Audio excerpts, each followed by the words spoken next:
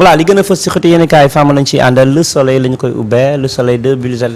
bulldozers contre les voilà. L'astre de Anne Ouzin comme ni nga ko waxee donc 2 bulldozers contre les engins alors déminage humanitaire de la Casamance maanaam ñaari engins daal yoo xamante ni dina jàppale lii di waa Casamance pour ñu dépollutionner lii di suuf si. pollution bi nga xam ne daal moo nekk ci suuf si donc 2 appareils yooyu moo leen ci jàppale donc may nañ ci nguuru Sénégal ñaar pour lii di waa Casamance le premier ministre Ousmane Sonko mi ngi wax ni aussi gouvernement bi ñu ngi envisager daal di jënd ñaar ak suñuy propres moyens pour amaat yeneen appareil du même type donc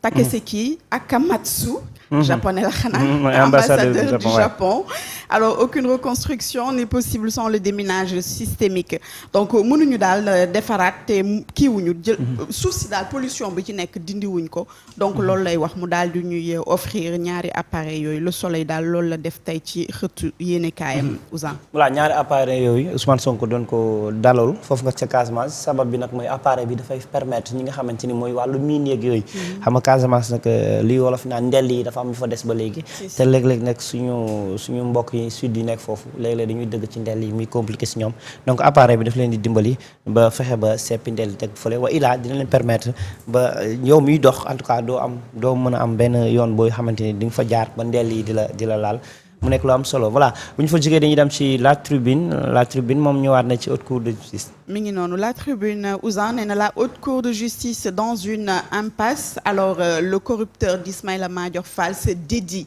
maanaam ki newoon daal dafa corrompre Ismaïla Madior Fall moom daal weddi na boppam. alors contrairement à ses accusateurs Ismaïla Madior Fall n'a jamais varié dans ses déclarations Ismaïla Madior Fall daal contrairement ak ki nga xamante ni moom moo ko jiiñ moom jusque là dafa rester rek dans la même dynamique maanaam la mu waxoon jusque là moom la wax ka nga ko jiinoon nag tey moom moo weddi boppam donc ñu ni la commission d'instruction doit nécessairement asseoir le délit qui mène au jugement de l'ancien ministre loolu la tribune daal di wax ñi ngi wax aussi Alioune Tine bu Africa Jom Center moom mi ngi alerter sur l'état de santé de Farba Ngom nee na daal mi ngi def benn alerte rouge parce que Farba Ngom daal état de santé am xaw na doy waar te boobu ba léegi ñi ngi seetaan ñi ngi wax aussi toujours sur la une de tribune Macky réorganise son parti pour faire face aux défis Macky daal daa mel ni mi ngi bëgg dellu si waat daal ci langue gi def ay réformes joyanti waat daal pour faire face à ce nouveau régime Ouzin ba léegi ci la tribune ànd gësam également ñu ngay waajal seen troisième plan d'action ñoom nag dafa am ay jafe-jafe ànd gësam ñu fàttali leen lenn ci kuréel yi nga xamante ni ñoom ñoo jiite li nga xamante ni mooy wàllu wér-gu-yaram fii ci réew mi kuréel googu nag ñu ngay menacé pour indiwaat beneen plan d'action ci wàllu grève ci way docteurs yi ndax jàpp nañu seen i nenkit fi nga xamante ni moom mooy seen liggéey lu bari daf soo xamante ni état bi ba mu ko waxee ba léegi rawatina ministère bi yor wàllu wér-gu-yaram defagu ci dara bu ñu fa jógee dañuy dem ci l'observateur. alors Ouzin l'Obs moom mi ngi titré donc Serigne kii di Serigne Issa Touré les non-dits d'une mort suspecte donc ñu ni le processus d'identification du marabout l'exhumation du corps suivi de l'autopsie et des directives du procureur de Rufisque pour élucider l'affaire donc moom daal maanaam corps bi dañ ko sulliwaat pour mën a def lii di autopsie pour xam lan daal moo laqatu ci ginnaaw génnuk àdduna kii di Serigne Issa Touré mu nekk loo xam ne nag dafa xaw a doy waar xamaguñu daal lan moo ci dëgg ci lu waral génnu àddunaam toujours l'Obs mi ngi titré cyber haine devant la justice donc kii di Bouba Ndour frère Youssou Ndour donc moom dafa def benn plainte contre 3 personnes dont ñaar nag identifié nañ leen formellement kenn ki mooy Ibrahima Gueye nay leer l'auteur d'une vidéo d'incitation à la violence ñi ngi ko convoqué nag tey maanaam dafa def vidéo daal di inciter à la violence daal comprendre nga alors loolu daal la ñu waxaat toujours ci l'observateur les secrets et les failles de coach enfin dévoilés coach daal maanaam kanamam daal léegi ñëpp xam nañ kanam gi nga xamante ni moom la ñu mën a teg ci tur bii di Kocc nga xamante ni sonaloon na sénégalais yu bari mais aujourd'hui yoon teg na ci moom loxo détaillé nañ ko aussi ci l'Observateur boo leen ko jëndee rek di ngeen am détails yi par rapport ak arrestation ak enquête bi fi mu toll Ouzin. Par rapport ak enquête bi fi mu toll ba léegi ci bu ñu jógee ci l'Observateur dañuy dem ci yor tamit ñëwaat na ba léegi ci El Hadj Babacar Dioum l'homme mystère alias Kocc. Exactement Ouzin ñuy wax ni sextorsion Kocc tur bi am na kanam léegi boo xamante ni teg nañ ko ci dégg ñi ngi naan 9000 fichiers retrançant des paiements effectués par des victimes pour empêcher la publication de leurs vidéos donc gis nga lu mat 9000 fichiers tracé nañ ko Kocc victimes yi nga xamante ni daf leen doon laaj xaalis pour bañ a divulguer seen ay vidéos maanaam chantage yi nga xamante ni moom la leen doon def donc variant entre 2 millions de francs et 10 000 euros xam nga ni loolu somme bu mag la donc dossier bi am na ay dossiers yoo xamante ni intitulé New Girl répertorié plus de 400 contenus explicites sexuellement donc yaa ngi koy gis nga noonu ñu ne 147 tamit vidéos pornographiques organisées dans un répertoire distinct Kocc daal maanaam li mu yoroon yëpp ci ñenn ci nit yi bëri na lu mat 147 vidéos lépp tamit nga di ko chantage nit ñi lépp daal yor daal dina koy détaillé bu baax a baax ku bëgg xam ku ci bëgg am daal plus de détails donc mën nga dem jënd yor mi ngi titré waat que le président Ousmane Sonko tamit réceptionnaire ñaari engins de déminage de dernière génération donc ñii di waa coopération Sénégal-Japon ñoom ñoo ko daal baaxee réewum Sénégal Ouzin. ñoom ñoo ko baaxee réewum Sénégal 11 innovations maanaam fukk ak benn ci ay innovation en fait majeure pour professionnaliser le sport di benn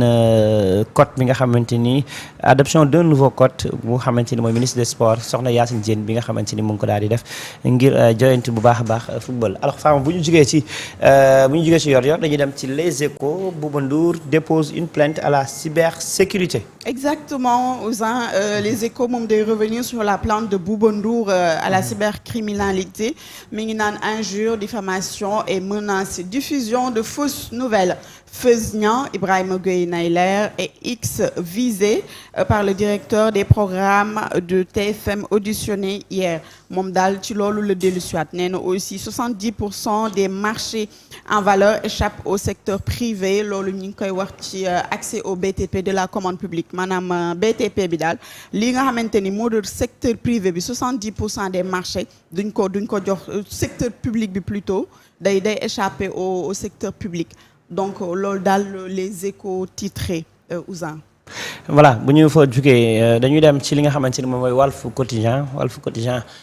moom ma ngay wax malaise à Pastef. Effectivement, malaise au PASTEF, sortie polémique du porte-parole de la présidence. Alors, brocardé par les militants, Ousseynou Ly reprécise sa pensée.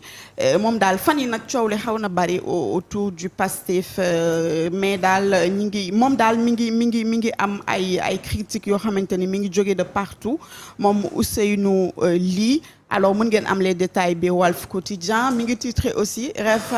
réforme curriculaire Guirassy jette ses premières bases d'une école refondée moom daal daa mel ni mi ngi liggéey nag moom Guirassy moom boole na patak organisé de. ci éducation bi. ci éducation bi mi ngi noonu alors réorganisation de l'APR Pape Malick Ndour nouveau CCR sànq ñi ngi ko doon wax Ouzin le président Macky Sall daal dafa dem pour rajeunir un peu le parti maanaam yenn poste stratégique yi mu jox ko ñi nga xam ne ñoo gën a féete ndaw ci parti bi. voilà ak ki nga xamante ni moom mooy nouvelle recrue de Norwich nga xamante ni nag moom mooy Papa Amadou Diallo voix grand moom nag ay ambition am daal dina koy wax ci journal bi di Walf Quotidien bu ñu fa jógee dañuy dem ci Rewmi Quotidien également ma ngay waxaat ci mbiri Kocc. Alors toujours Kocc Ouzin la lourde peine que risque Kocc Barma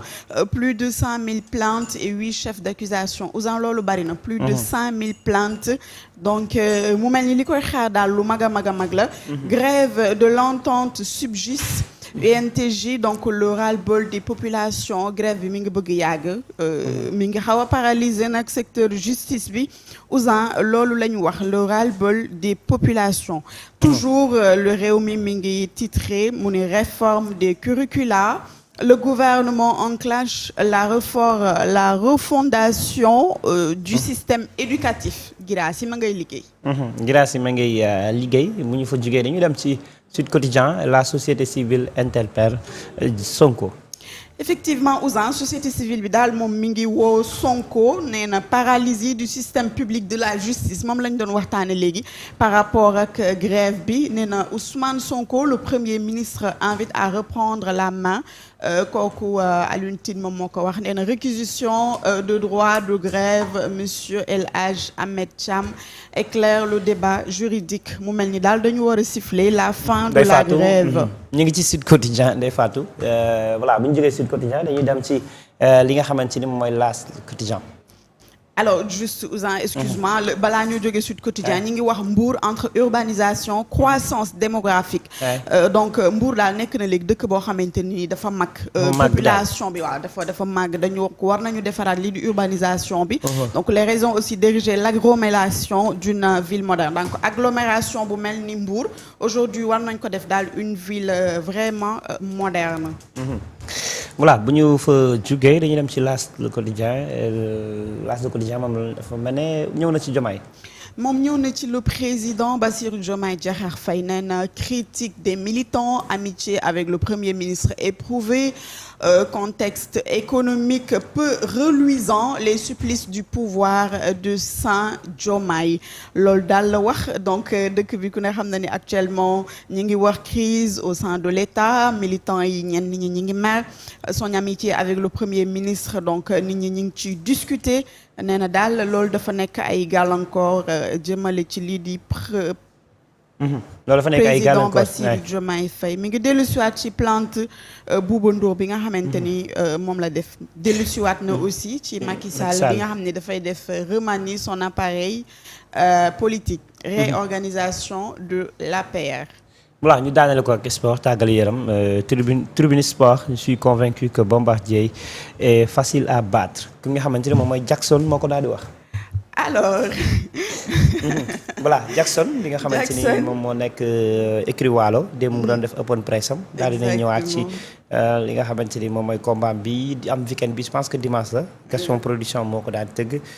combat bi nekk àddina bi yëpp di xaar ndax Bombardier moo nekk dernier combat am de sa carrière moom nag bëgg na terminer en beauté waaye xale ba nee na ko moom yow yaa gën a yomba daan te dinaa la daan incha allahu rabbi loolu Jackson daal di wax balaa bu ñu fa jógee dañuy dem ci Babacar Ndiaye bi nga xamante ni moom également bokk na ci ñi xëccoo fédération un football plus humain le vœu de Babacar Ndiaye moom nag loolu la daal di wax voilà loolu moo gën a fa si xët yéen kaay dañuy dem ci record femme les lionceaux qu'ils n'arrêtent de croire qu'ils tombent face au crâne. Alors record effectivement mi ngi titré aussi 7 bleus et 5 rescapés pour la reconquête du titre loolu ki di Abdou Diallo défenseur Al Arabi nekk fële Al Arabi SC donc moom moo ko wax mi ngi naan aussi rester au Qatar et jouer la CAN loolu Pape Thiaw me connaît très bien Pape Thiaw nekk actuellement le sélectionneur des Lions du Sénégal moo ko wax Ouzan lii moo gënoon fës tey ci xëtu yéenekaay loolu moo gënoon fas ci xëtu yéenekaay yi ñu ci doon ànd ak Fama xam naa dañuy dem générique léegi ñëw li gën a waxtaane en tout cas li nga xamante ni moom mooy actualité bi ak ànd ci ak Mendooy.